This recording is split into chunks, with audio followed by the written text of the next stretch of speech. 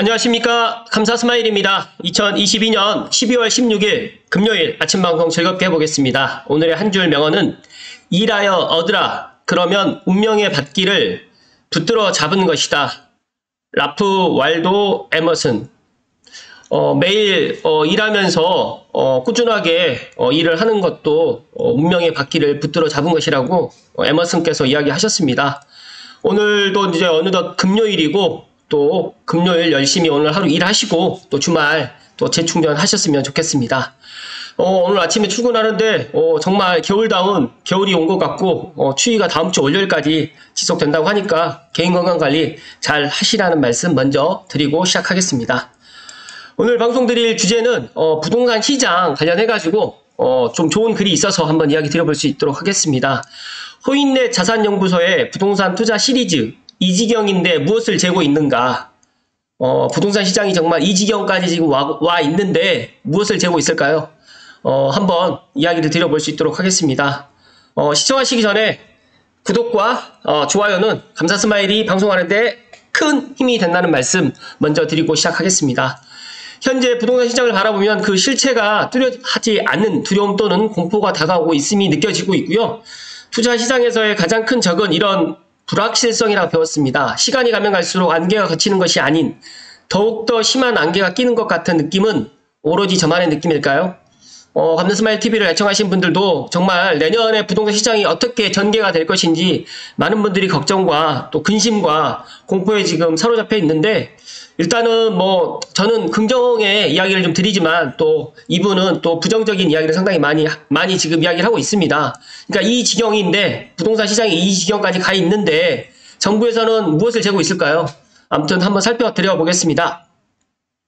일단 위의 이미지에서와 같이 시장에서 이미 거래는 실종되었고요. 감사스마일이 이 거래 실종은 정말 작년 11월부터 거의 한 1년 이상이 부동산 거래가 거의 실종되다시피 했습니다. 매매는 거의 정말 완전 실종이 돼 있었고 또 전세나 월세 같은 경우에도 정말 가뭄에 콩나듯이 정말 거래가 희박하게 일어났습니다. 그런데 정부는 부랴부랴 거래를 살리기 위해서 규제 지역이라든지 여러 가지 대책을 내놓고 있는데 시장은 꿈쩍도 안 하고 있는 상황입니다. 그에 따라서 이미 많은 문제점들이 생겨나고 있고요. 가장 큰 문제는 이 아래 기사 제목에서처럼 팔고 싶어도 안 팔린다. 일시적 2주택자 피 마른다. 그러니까 팔고 싶어도 안 팔리고 그러니까 세금 때문에 어쩔 수 없이 증여의 방법이라든지 또 아는 지인에게 싸게 이거를 또 넘기는 이런 현상이 지금 일어나는 것 같고요. 또 12월 말까지 또 증여 관련해가지고 정말 많은 분들이 또 증여를 갖다 지금 하는 것 같아요. 누군가는 반드시 팔아야 하는 이유가 있을 건데 혹자는 싸게 내놓지 않기 때문에 팔리지 않는 것이라고 지금 말할 수 있겠지만 지금은 아무리 싸게 내놓는다고 하더라도 보러 오는 손님조차 없습니다. 감사스마일 부동산에서도 매수하겠다는 손님은 정말 100명을 기준으로 한 명도 없습니다. 한 명도.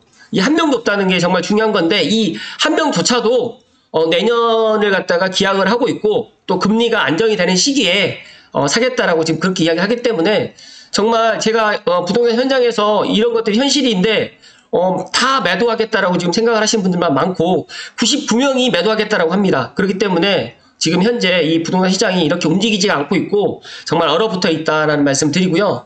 어쨌든 이렇게 시장에서 거래가 실종된 이후에 나타나는 현상은 집값 하락이 계속 지속되고 있고 금융위기 수준도 뛰어넘었다라고 지금 계속 이야기를 하는데 그동안 2020년, 2021년까지는 폭등이 문제였다고 하면 지금은 폭락이 문제가 되는 시기가 지금 도래했습니다. 그것도 본격적으로 하락한 지 5개월 정도밖에 되지 않았는데 말입니다. 연말이 되면 또 하나의 내관이 터질 수가 있는 게 이제 바로 공시가 및 또는 매매가 종부세 내는 게 맞나 이런 또 집주인들의 공시지가 폭등을 한 지역도 한둘이 아니기 때문에 종부세라든지 내년 또 재산세라든지 이런 것들까지도 많은 또 이야기들이 지금 나오지 않을까 또 그렇게 생각을 하고 있고요. 또 게다가 역대 최다인 120만 명이 종부세 대상자라고 하니까 집값이 이렇게 하락하는 시기인데 종부세만 지금 늘어나 있고 또 종부세 대상자만 이렇게 보시는 것처럼 120만 명이 종부세를 또 내고 있다. 그리고 이미 건설이라든지 주택사업자의 4명 중에 2명은 시장 경착륙을 지금 우려하고 있다고 합니다. 시급한 정책 과제의 응답자 수 중에서 LTV 및 DSR 완화가 정말 1순위로 가장 많이 꼽혔고요. 그 다음에 다주택자 양도세 중과 완화라든지 종합부동산세 완화 그리고 조정 대상 지역 해제 이런 것들이 많이 있는데 이런 것들이 지금 시장에 지금 풀리고 또 LTV도 풀렸고 DSR은 아직 풀리진 않았는데 어쨌든간 이런 뭐 정부의 정책들이 먹혀지지 않고 있다. 그런데 이제 여기에서는 시급한 규제 완화 순서라고 하는데 세제 완화라든지 취득세 중과 폐지가 가장 시급하다라고 생각을 하고 있습니다. 감사스마일 생각했을 때도 이제는 정부에서도 다주택자에게 손을 벌릴 수밖에 없는 그런 시기가 지금 오고 있는 것 같고요. 어쨌든 간에 지금 현재 정부에서는 부동산 시장에 경착륙을 막겠다고 규제 완화의 속도를 내고 있는 상황은 맞습니다. 그리고 어제 또 윤석열 대통령께서 직접 나오셔가지고 국민과의 대화를 하면서 규제를 갖다 완화를 하고 또 다주택자 중과 완화라든지 취득세라든지 또 대출도 이렇게 조금 풀겠다라고 지금 이야기를 하고 있는데 어쨌든 간에 시간이 가면 갈수록 짙어지는 안개 속에서 이 경착륙의 두려움을 더욱더 커져가고 있는 것이 사실이다라는 이런 포스팅 이걸 보면서 저도 마음이 아프고요. 이 그림이 너무 지금 표현을 잘 한 것 같은데 집값이 정말 이렇게 곤두박질을 치고 있습니다. 정부는 12월에 주택임대사업자 부활을 예고하면서 뒤늦게나마 다주택자에게 손을 내미게 될 것이라는 이야기. 그런데 아직 12월 중순이 되었지만 어찌됐든 간에 아직 뭐 다주택자, 주택임대사업자 관련해가지고 내용이 나오진 않고 있는데 조만간 나올 것 같고요. 취득세를 원래의 자리로 돌려놓는 것부터 시작해서 다주택자에게만 주어진 각종 중과제도를 폐지해야지만 시장에 경착륙을 막고 또 그토록 원하는 거래량도 회복하게 될 것이다. 그 전에 금리가 낮아지면 정말 좋겠지만 그것을 예상하기에는 힘든 현실임을 누구나 다 알고 있는 사실입니다. 현재의 불확실성을 제거하는 방안은 이미 다 알고 있을 것입니다. 그것을 시행하느냐 안 하느냐 그거를 갖다 또 타이밍을 또 놓쳐서 더욱더 큰 문제로 진행되지 않았으면 하는 바람이다라는 정말 제가 생각했을 때 정말 좋은 포스팅이다라는 말씀을 드립니다. 정말 부동산 시장이 이 지경인데 무엇을 재고 있을까요? 정부에서는 지금 만약에 부동산 규제를 갖다가 풀게 되면 부동산 가격이 폭등을 할까요? 절대 그러지 않을 겁니다. 그래서 제가 판단했을 때는 지금 부동산 관련해가지고 이제 규제 완화라든지 여러 가지를 갖다가 풀어도 충분히 가능할 것이다. 가능하다라는 말씀 오늘 조심스럽게 드리고요. 관련해서 어제 조선일보 김동화 기자님의 어제 오후 기사 금융위원장이 자주택자 임대사업자의 주택담보대출 주담대를 허용을 추진하겠다라고 지금 김동화 기자님의 기사를 갖다 좀 간단하게 살펴드리면 어제 15일 오후에 청와대 영빈관에서 1차 국정과제 점검회의가 있었습니다. 관련해서 이제 많은 이야기가 있었는데 그 중에서 가장 눈에 들어왔던 게 다주택자라든지 임대사업자에게 주택담보대출 허용을 추진하겠다고 이야기를 하고 있고요. 추가적으로 또 내년에 보금자리로는 DSR을 적용을 하지 않겠다라고 지금 이야기를 했습니다. 그래서 이 부분에 있어서 앞으로 시장 상황이 어떻게 될지는 모르겠지만 국토부라든지 기재부에서도 이제 발빠르게 이제 정말 지금의 현재 상황을 좀 심각하게 지금 생각을 하고 있는 것 같고요. 또 김 위원장 같은 경우에는 현재 금리가 높아서 굉장히 어려운 분들이 많다. 보금자리론이라는 제도가 있는데 가입 자격이 주택가격 기준으로 6억 원까지인데 한시적으로 9억 원까지 올리려고 한다라고 지금 이야기를 했습니다. 어찌됐든 간에 저는 내년 초에 특례 보금자리론이 나오게 된다라고 하면 6억에서 9억 사이에 있는 주택은 지금보다는 거래가 좀 활성화될 것 같고 또 취득세를 갖다가 완화를 하겠다라고 했는데 다주택자 취득세 같은 경우에는 지금 일단은 검토를 먼저 하겠다라고 지금 이야기를 합니다. 그리고 추가적으로 12월 달에 지금 나올 대책이 주택임대사업자 관련해가지고 또 이야기가 나올 것 같은데 이 부분도 정부에서 발빠르게 시기를 갖다 놓치는 우를 범하지 않도록 지금의 부동산 규제를 갖다가 다 푼다고 하더라도 제가 지난 방송에서 이야기 드렸던 것처럼 심리와 금리가 지금 계속적으로 불확실하게 올라가려고 하는 상황에 있는 데다가 이미 주택을 갖다 구입하겠다라는 그런 수요 심리는 거의 바닥입니다. 그렇기 때문에 지금 이 상황에서 제가 판단했을 때는 부동산 시장의 그런 규제라든지 그런 뭐 대출이라든지 이런 것들을 또 다주택자 뭐 중과라든지 다주택자 취득세 같은 경우도 원래의 자리로 돌려놓는다고 하면 작년부터 시작됐던 거래 실종이 아마 내년에는 그래도 거래가 조금 숨통이 트이지 않을까 그렇게 저는 전망을 합니다.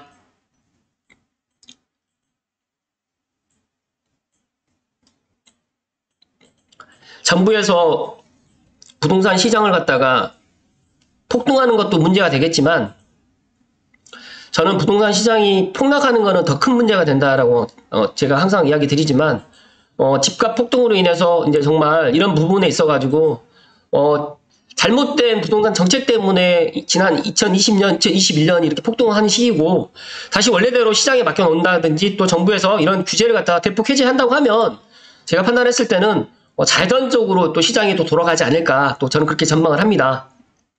어쨌든 간에 이제 감사 스마일이 방송을 갖다 마무리 좀 드리면, 첫 번째로 부동산을 매수하겠다는 심리가 이미 실종이 됐습니다. 그러니까 예를 들어서 내가 2주택, 그러니까 내가 이제 종전주택을 갖다 팔고 새로운 주택을 또 가야 되는데 종전주택이 팔리지 않아가지고 이런 상황. 그리고 정말 매수를 해야 되겠는데 집값이 더 떨어진다라고 또 언론에서도 그렇게 이야기를 하고 금리가 계속 또 상승하기 때문에 내가 지금 상투를 잡는 거 아닌가. 내가 지금 사게 되면 더 떨어지는데 이런 걱정과 이런 것들 때문에 지금 현재는 전세 및 월세, 또 전세도 거주하지 않고 그냥 보증금 조금 걸고 월세를 갖다 거주하고 있는 것이 더 좋다라고 지금 이런 시장 상황입니다. 두 번째는 금리 인상의 공포가 언제까지 갈 것인가. 저도 미국이라는 나라의 그런 정말 세계 경제를 갖다 좌지우지하는 걸 보면서 제가 거시 경제에 대해서 좀 공부를 더 해야겠다는 생각을 갖고 있고요. 어제 0.5를 갖다 기준금리 그 연준에서 이제 빅스텝을 갖다 했는데 내년에도 빅스텝을 할지 뭐 자이언트 스텝을 할지 뭐 베이비 스텝을 할지 모르겠지만 내년에도 지금 연준에서는 금리를 갖다가 올린다라고 이야기를 합니다. 그렇기 때문에 우리나라 금리하고 지금 미국 금리하고 지금 1% 이상 차이가 나거든요. 그렇기 때문에 또 해외에서 또 우리나라 달러가 또 유출되지 않을까 또 그런 걱정이 있기 때문에 한국은행에서는 기준금리를 또 내년에 또 올릴 수밖에 없는 그런 상황일 것 같고 그렇기 때문에 이 금리 인상이 언제까지 될 것인지 이거에 대한 판단이 되지 않기 때문에 이 부동산 시장이 더 지금 거래가 되지 않고 또 매수 심리가 없다라고 보시면 될 것 같습니다. 1년 전과 정말 1년 전 지금 1년 전 시점과 지금은 180도가 좀 다르고요. 여러 가지 규제는 지금 풀려가고 있지만 그 규제보다 지금 심리와 금리의 공포 때문에 아무것도 이루어지지 않는다. 감사 스마일 개인적인 생각을 말씀을 드리면 정말 제가 방송에서 능력이 되시는 분들은 1주택을 갖다 장만을 하시라고 이야기를 하지만 그 1주택을 갖다 장만을 안 하시고 있는 무주택자분들은 저한테 그런 이야기를 하세요. 아니 지금 이렇게 비싸고 금리도 있는데 어떻게 1주택을 마련하라라고 이야기를 하느냐.